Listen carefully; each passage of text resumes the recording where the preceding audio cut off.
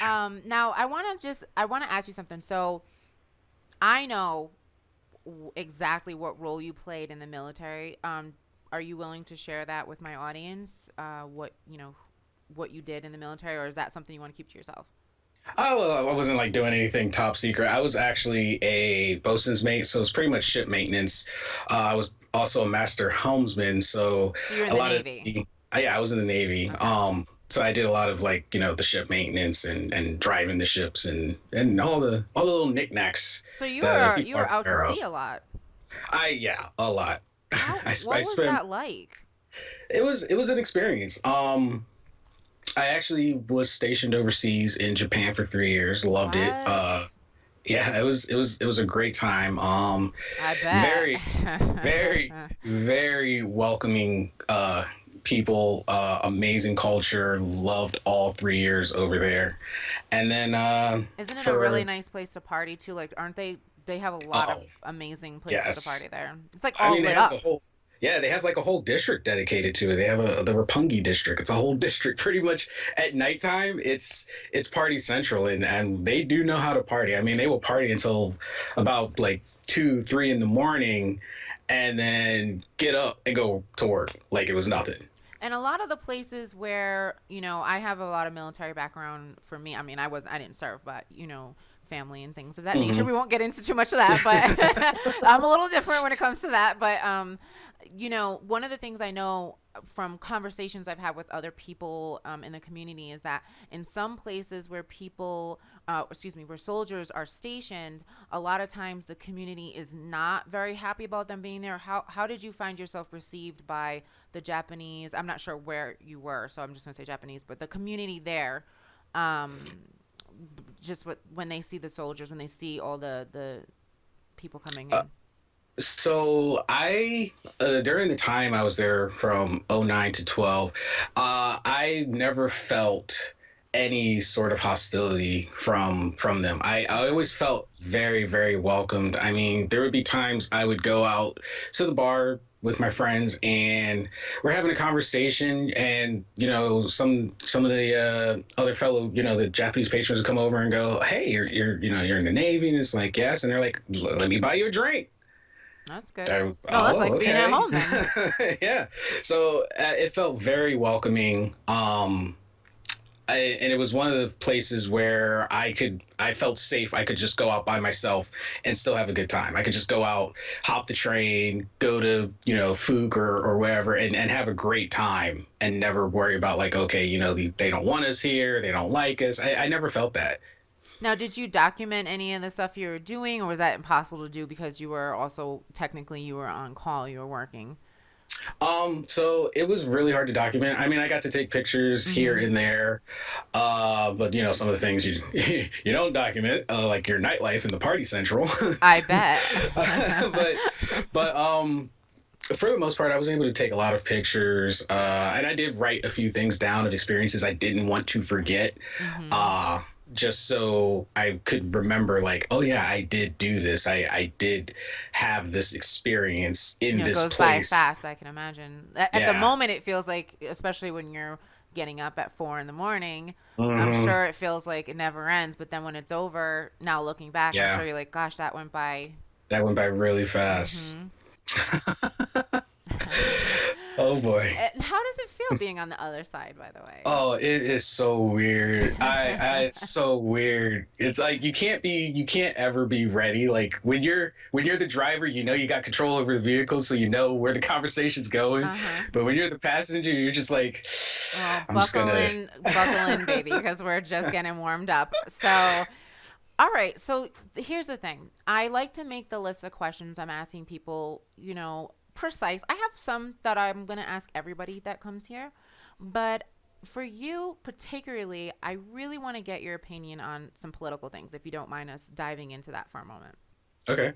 So, first of all, right now, one of the things I've been trying to do is make sure that I record these quite soon before they go live, because I want to keep it fresh.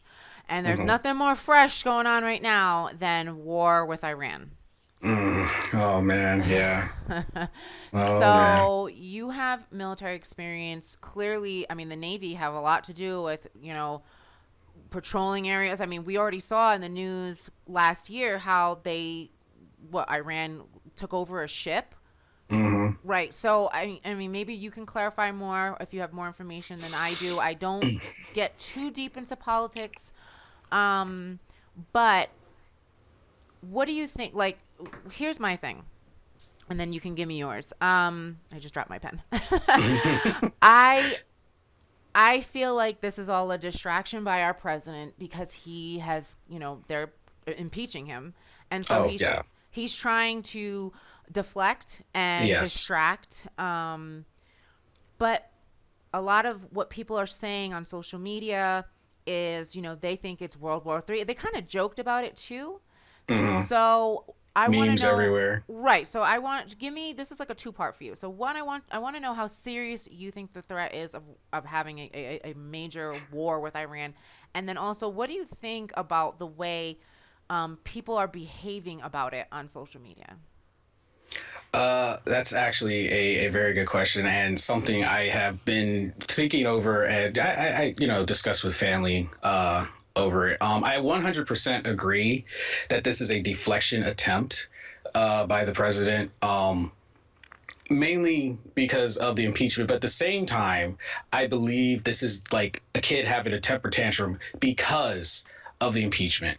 Mm-hmm. Because the timing, it was just sudden, and you see all these new articles, and even now, he's still doing things without telling anyone. People Right. are finding these things out later, and it's just like he's doing all this stuff hush hush. So it's kind of like he's trying to put. It feels like he's trying to put the country in this situation of, well, if I can't be president, either you let me fix what I'm doing, or we all burn.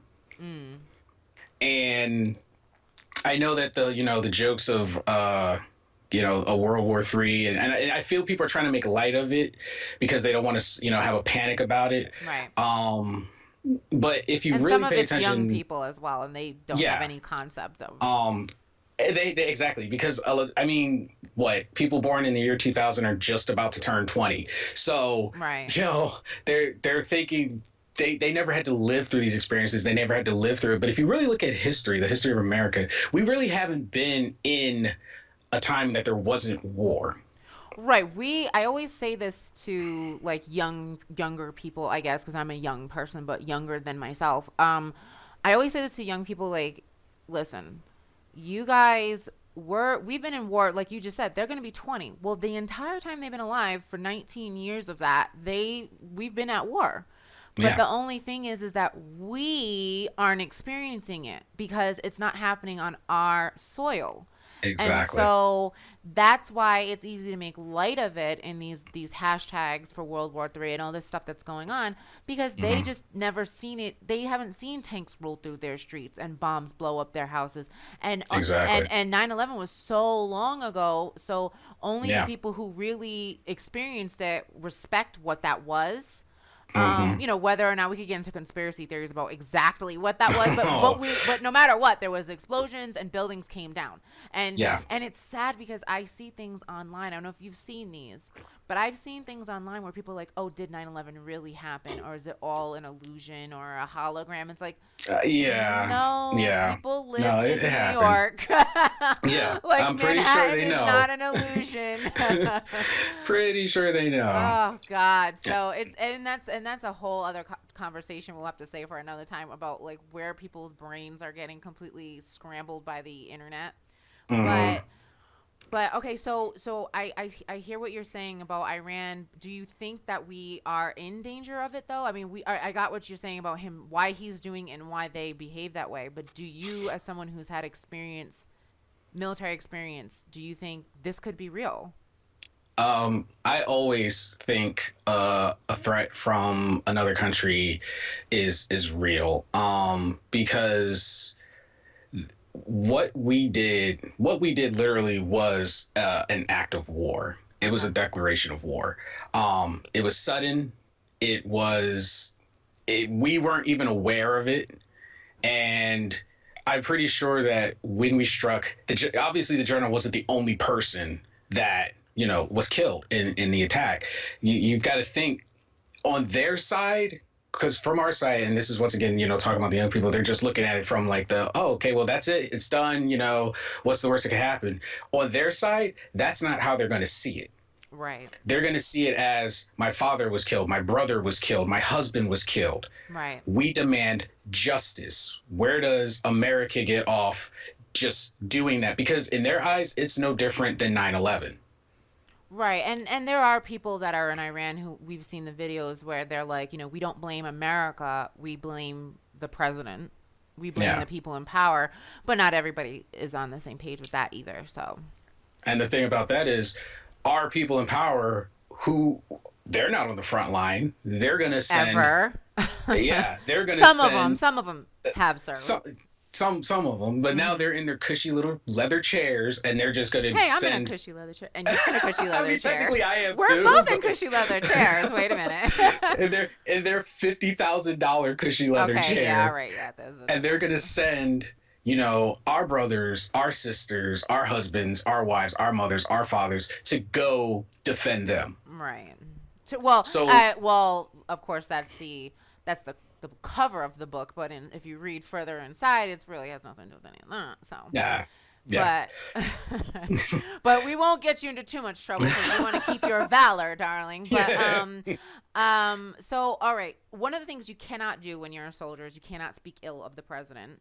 Yeah, But you are a veteran, I so am a you can veteran. say whatever you like. So what I'm not going to influence your opinion either way. I just wanted to say that for the audience's sake. But okay, so Donald J. Trump is our president. My opinion, I'll put on the table right now.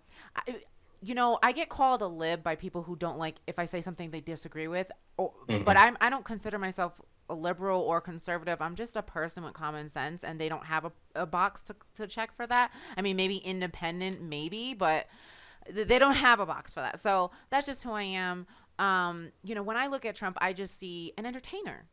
He's an entertainer. He's a showman. That's what he's from. I Yeah. used to watch him on The Apprentice, and I loved The Apprentice. I wasn't a big fan of his, and strangely enough, I had this weird attraction to Donald Trump Jr., which I apologize to everyone who's eating, but I did. I was like, oh yeah, he had that like American Psycho slick back look, and I was like totally into it. But the thing is that was when they were on TV, and I didn't Hmm. mind them then. They were different people because we didn't get to know them other than what they portrayed on television. I didn't care if he was really rich or he wasn't rich. That didn't really matter to me. It was a good show. Hmm. But cut to now, I never speak about Trump's fans as the Trump voters. I just call them Trump fans because that's what they are. Hmm. They're fans of an entertainer, a glorious entertainer. He tells jokes. They're not, I mean, they're funny. They're not appropriate for the president to tell, but they're funny. Yeah. And then, I mean, what's more of a showman than someone who was like, okay, let's start the new year off with a bang. You know what I mean? Like he's a Yeah. showman, and he does all the social media, and he's constantly doing rallies, which is a little Hitler-ish. But he that's what he does. That's who he is. So, what do you think? You served under Obama, Yes. okay? And aren't you glad that you did? Oh yeah, I'm I'm sure that I 100% mean, you're a glad. black man in America serving under the first brown, I'll say brown because he's mixed, brown Hmm. president of the United States. So, I mean, you must have been like so happy to Yeah. be a part of that piece of history. So, you're Hmm. not serving now, but Trump is still all of our president. What do you think of Trump's last 3 years, 4 years? Uh, it has definitely been a roller coaster Mm-hmm. of just you have no idea what is going to happen. I think he's holding a record for signing the most.